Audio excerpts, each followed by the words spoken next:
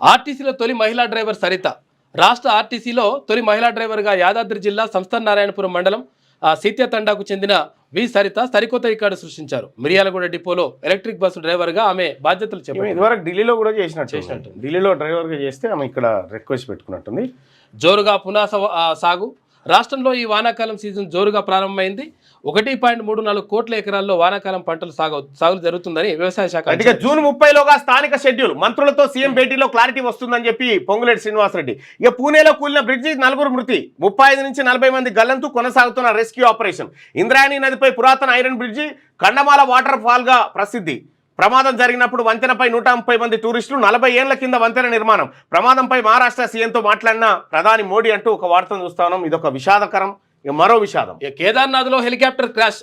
ఇక పైలట్తో పాటు 7 దుర్మరణం. మృతుల్లో దంపతులు, 2 ఏళ్ల కూతురుందట. ఉత్తరాఖండ్లోని గౌరీకుండ అడవుల్లో ఘటన జరిగింది. ఇక బ్యాడ్ వెదర్, జీరో విజిబిలిటీ ప్రమాదానికి కారణమంట.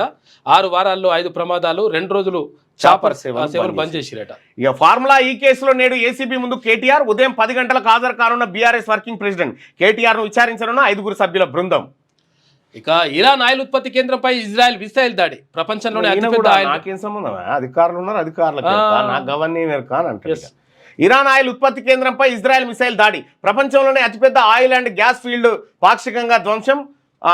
షహరాన్ చమురు డిపో పైన బాంబుల వర్షం. ఇజ్రాయెల్ దాడుల్లో 3 రోజుల్లో 400 మంది మృతి. క్షిపణులు డ్రోన్లతో టెల్ అవీవ్ సిటీపై ఇరాన్ అటాకు, 10 మంది మృతి. ఇజ్రాయెల్ ఎయిర్ స్పేస్ క్లోజ్ అయిపోయిందట. మాపై దాడి చేస్తే మొత్తం సైన్యం దించుతా, ఇరాన్ రాజధాని టెహ్రాన్ను నామరూపాల్లో చేస్తా అని చెప్పేసి ట్రంప్ అంటున్నాడు.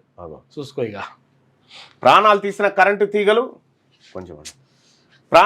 కరెంటు తీగలు కోరుట్లలో కరెంటు షాక్తో 2 మృతి, 8 మందికి గాయాలు, 4 సీరియస్. వినాయక విగ్రహాన్ని ఆరబెట్టేందుకు తీసుకెళ్తుండగా విద్యుత్ వైర్లు తగలడంతో ప్రమాదం. స్థానికుల అప్రమత్తతో తప్పిన పెనుముప్పు. అబ్బా, విజువల్స్ ఉన్నాయి, వద్దులే అన్నది. బర్న్ అయితే ఉంది. హైదరాబాద్లో వైర్లు పడి 2 సజీవ దహనమట. మృతులు 2 యాచకులు రోడ్డు పక్కన నిద్రిస్తుండగా ప్రమాదం జరిగింది. చూడు ఎట్లా కరెంట్ షాక్ ఎట్లా అయిపోయింది. అప్పటికప్పుడు ఇప్పుడు ఆ కట్టె తీసుకొచ్చి కొంచెం ఇట్లా కొట్టడంతో కొంతమందికి ఆగింది, లేకపోతే ఇంకొంతమంది చచ్చిపోతుండే. ఒకరికొకరు అట్లా చచ్చిపోయారు. ఘోరం జరిగిందన్న.